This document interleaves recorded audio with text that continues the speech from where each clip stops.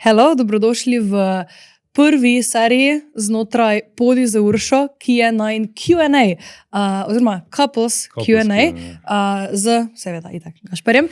Bil je pred 2 tednoma na podcastu, jaz mislim, da sem povedala ful enih zanimivih informacij, ampak nismo mogla vsega, zato ker če bi se midva razgovorila, bi to lahko trajalo 10 ur. Tako da zdravo, Gašper, kak si? Fenomenalno spet tukaj res, pač v tem podcast območju definitivno top.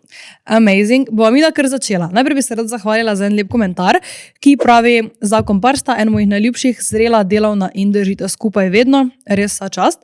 Najlepša hvala, Neja, nama ogromno pomeni, da se tudi te stvari vidijo navzven. Lahko pa kar odgovorima v povezavi s tem na prvo vprašanje, ki sem ga nekje zasledila, ampak ga zdaj točno ne najdem. Ki je bilo... lahko odgovorim. Vajni največji izzivi v zvezi, kdaj je najbolj počlo in zakaj? Mogoče vzrok fitness.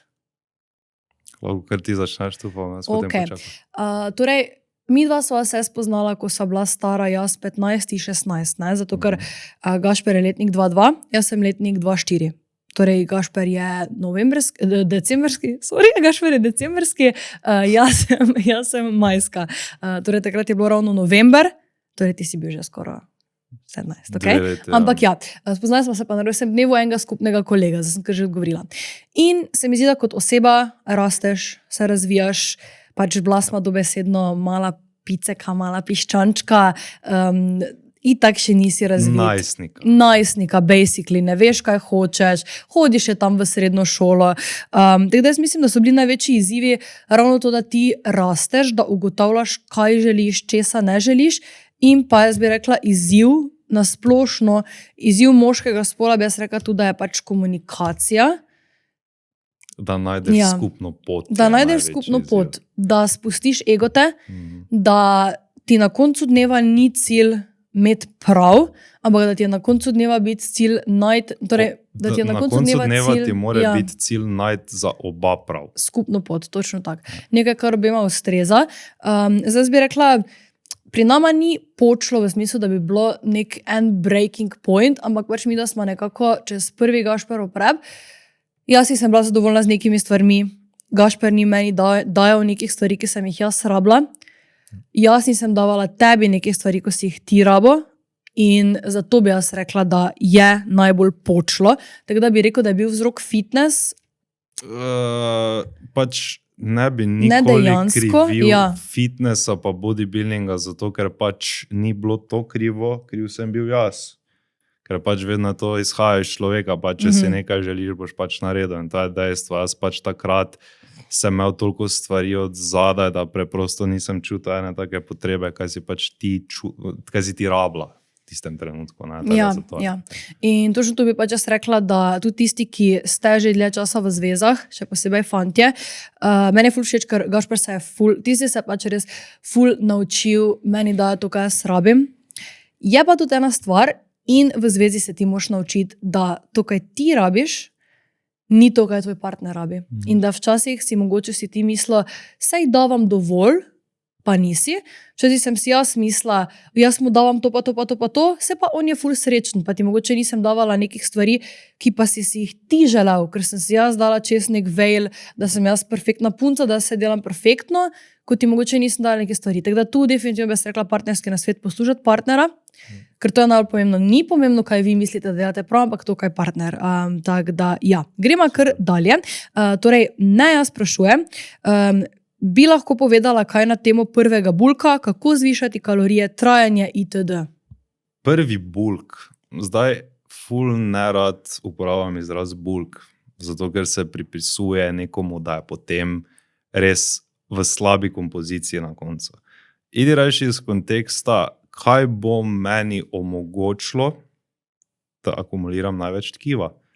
Postopni suficit, glede na tvoje energetske potrebe. Suficit, razloži. Kalorični suficit je kalorični presežek. Torej, da je telo konstantno v nekem anabolnem okolju, torej v okolju, v katerem bo predpostavljeno temu, da bo pač gradilo tkivo.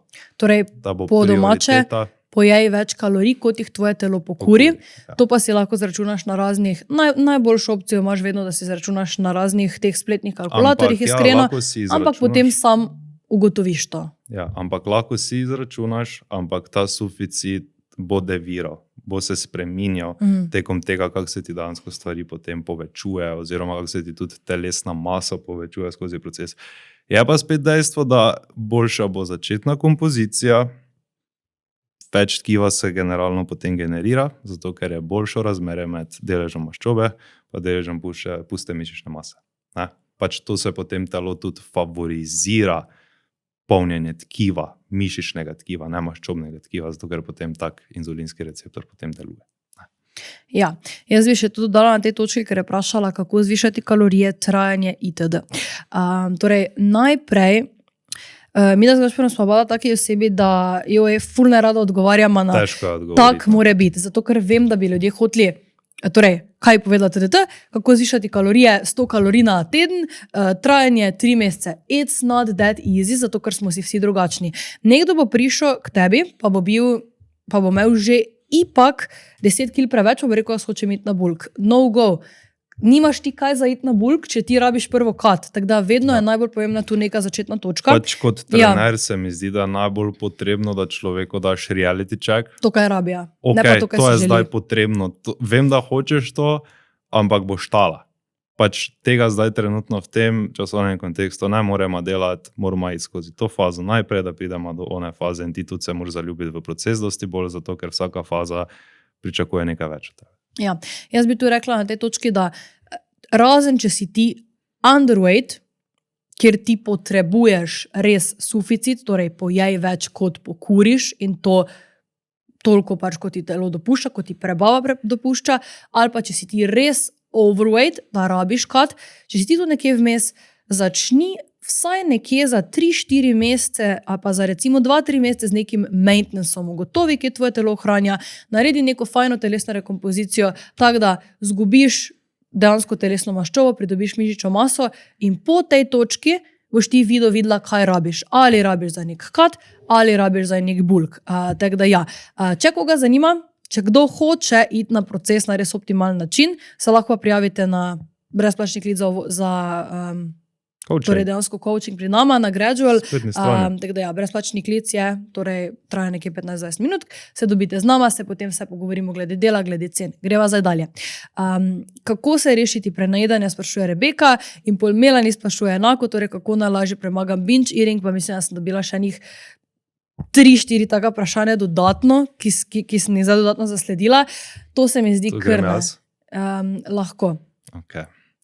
Torej, ravno sem začel tudi delati z eno punco, katera je imela v preteklosti z vsemi trenerji dejansko težave z prenajedanjem pa z nesledenjem plana. Zakaj? Zato, ker noben trener ni znal najti tistega načina, kaj pa dejansko krejvaš? Kaj se ti lušta? Pač kaj ti lahko jaz implementiram takega, ko bo ti naredilo proces lažji, pa da bo imela kontroliran nos. In kaj še ena taka stvar, kaj folk danes ekstremno zanemarja, fruktoza. Sadje, sladko. Pač to se mi zdi, da je en taki tol, s katerim pripomoček, no, s katerim si res lahko olajšaš take faze. Je pa dejstvo, da ponavadi pride do prenajedanja zaradi nekih ostalih življenjskih faktorjev. Tako da tu potem res uravnavanje stresa, pa poznavanje svojega telesa, pa malenkost tudi moreš kdaj stopiti nazaj pred tako odločitev. Torej, imeti dejansko to voljo. Zdaj, imam nek kalorični vnos na dnevni bazi, teoretično rečem, 2000 kalorij, pa danes ne že pojedla, 1700 kalorij, zdaj se mi pa lušta neki Mac. Zakaj bi šla v Mac, če mogoče lahko reš, pa se ne prenaješ, pa najdeš boljšo alternativo nekje drugot. Pa vseeno imaš ta občutek, da si pojedla nekaj drugega, ampak dobiš vseeno več od tega, ker potem ne pride do binge restrict vzorca. Torej, prenaješ, potem pa 3 dni misliš, da boš, pač potem lahko potegnil nazaj. Ne? Ja. Definitivno. Jaz tudi iskreno sem imela en čas binge eating, to je bilo nekje v 7. razredu in uganite zakaj. Tako tega špe rekel, imamo 2 različna pola. undereating pa overeating. To jaz vedno povem na uvodnem klicu, da off meal ni problem. Problem je undereating, overeating. Ne? In to je ravno ta vzorec, zato ker to pride iz pretiranih restrikcij. Torej, jaz bi najprej osebi z binge eating disorderom rekla, dovoli si. Dovoli si jesti to, kaj krevaš. Če se zjutraj zbudiš, ne omejuj se. Torej, če se ti zjutraj zbudiš, pa se ti zaluštajo jajca, pojej jajca. Če se ti zalušta čokolada, vzami si čokolado. Ker na koncu, kaj se bo zgodilo, ljudje mislijo, da je ta... Veš, zakaj se smejim, samo da dodam, zato ker jajca se lušta, mislim, se komu lušta, ampak moja samo meni poprepo se lušta. Ja, to je razna taki primer, ne vem, okej, bilo kaj drugega. Ker dosti ljudi si misli, okej, ja, meni se pa zalušta, joj, kak bi, zato te 3 piškote bi pa pojedla in porečejo, joj, pa ne bom, ker ni zdravo, in kaj se zgodi, vzamejo si oreščke. Ne vem, zakaj ljudje mislijo, oreščki, dajmo to. Oreščki so super stvar. Oreščki so amazing. Ampak ne, če si jih ti vzameš v študentskem paketku 400 gramov, ker s tem ti zafilaš več kalorij, kot jih poprečna ženska rabi dnevno. Pač to je ogromno, recimo, ne. In pol si pa vzamejo oreščke, pol si pa še vzamejo eno banano, pol si pa še nadijo en sendvič in na koncu presežejo, koliko bi s temi 3 keksi, ko jih danes želijo pojesti, na koncu to presežejo za pa 3 ure kalorij včasih lahko, ne. 3 keksi. Ja. Fingers crossed. In veš, poslušaj svoje telo, to bo tu vedno rule number 1. In ko sva govorila na prejšnjem podcastu z Gašperjem o bodybuildingu, poslušaj svoje telo in komuniciraj to, kaj ti telo govori. Če delaš sam, če imaš trenerja, skomuniciraj trenerju. Meni se je to ravno zdaj zgodilo z eno punco, itak kot trener veš, če se recimo kile ne premaknejo 5 tednov, veš, da pač tu stvari ne štimajo, če bi se nekomu mogle, vprašaš in kot, če pa si na mestu trenerja, vprašaj stranko. Ne boj se vprašati stranko, vem, da ne delaš stvari, povej mi, ne, ker ni vseeno. In kaj smo naredili? Naredili smo nam način makrohranil. In je zdaj dosti boljše, da ko ona želi, si lahko vzame proteinsko čokoladico, ko ne, pa to zdaj spet ne spodbujam ful neke procesirane 5-krat na dan, ampak poslušaj svoje telo. To bi jaz rekla, da je number 1 stvar pri binge eatingu. In ko imaš ti redne obroke, tudi z eno punco, ki je stara 16, to uspeli rešiti, je vse dosti boljše, kot pa ko se omejuješ. Gremo na naslednjo vprašanje.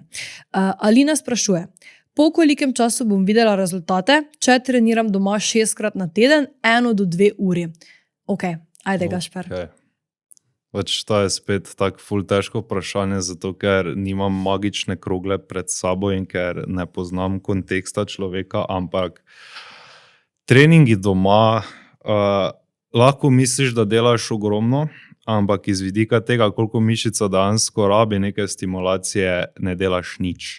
Ker nimaš modalitet, nimaš naprav, nimaš neke variabilnosti, s katero bi sploh lahko ti nadobremenil tkivo, po moje, do take mere, da bi dejansko dosegel napredek. Ja, na začetku, po mojem, mesec, 2 si lahko privoščiš, ampak mislim, da mesečna karta za fitness ni neki, bom rekel, presežek edino, če je to potem nek strah pred nekim komercialnim fitnessom.